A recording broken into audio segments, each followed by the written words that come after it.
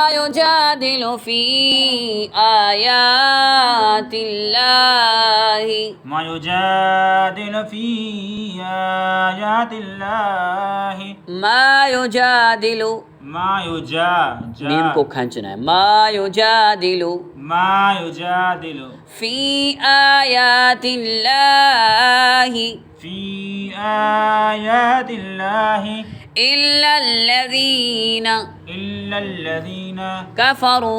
كفروا فلا يغررك تقلبهم في البلاد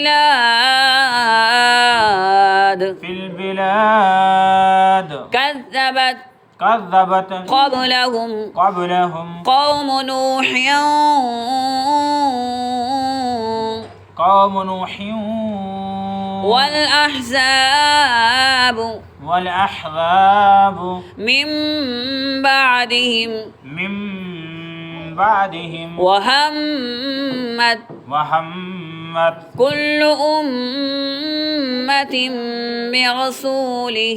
كل أمة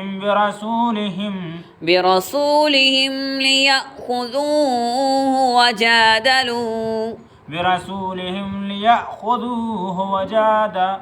وجادلوا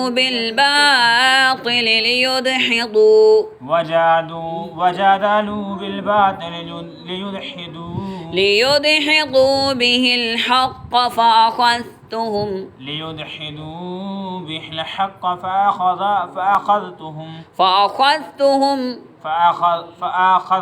فكيف كان عقاب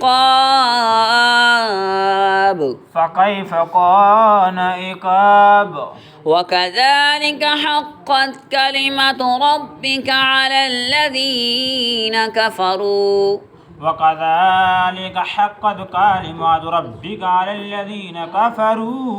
كلمة ربك على الذين كفروا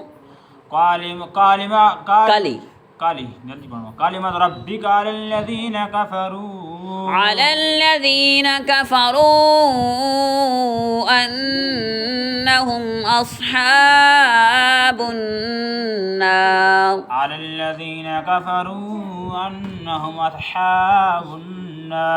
أنهم أصحاب النار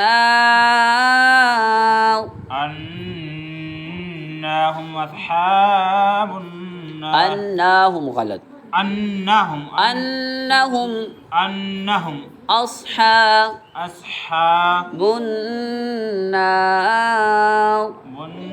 النار صدق